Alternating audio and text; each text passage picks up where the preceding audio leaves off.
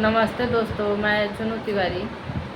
मेरे वीडियो में आप लोग का स्वागत है। मैं आज आप लोग को खिलौना गीत सुनाऊंगी। गीत अच्छा लगे तो लाइक शेयर और प्यारा सा कमेंट कीजिएगा और चैनल को सब्सक्राइब कर दीजिएगा।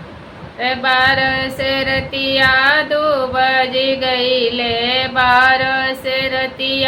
2 बज गईले, अंगने में होरी लावा हो गईले, अंगने में होरी लावा हो गईले।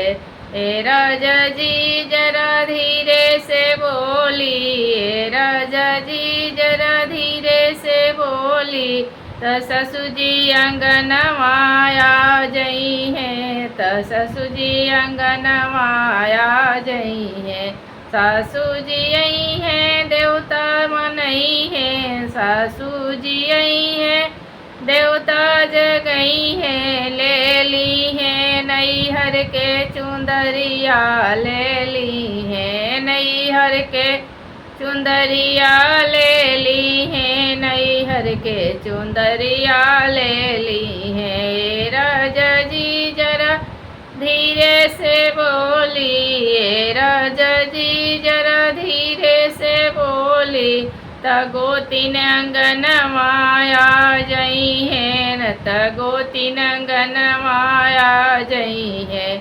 गोतीन जी आई है हलवा बनई है, गोतीन जी आई है हलवा बनई है। ले ली है नैहर के कंगनवा, ले ली है नैहर के कंगनवा, ले ली है नैहर के कंगनवा, ले ली है। बरस रतिया 2 बज गईले, बरस रतिया 2 बज गईले, अंगने में होरी लवा हो गईले, अंगने में होरी लवा हो गईले।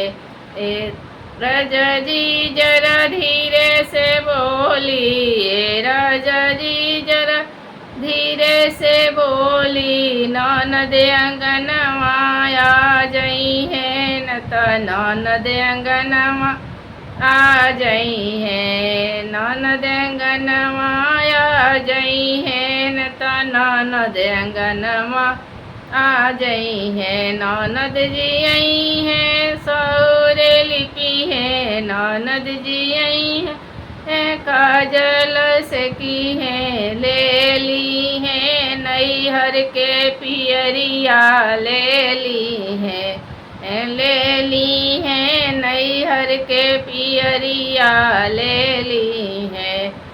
राजा जी जरा धीरे से बोली, 12 रतिया 2 बज गईले, 12 रतिया 2 बज गईले, अंगने में होरी लवा हो गईले, अंगने में होरी लवा हो गईले।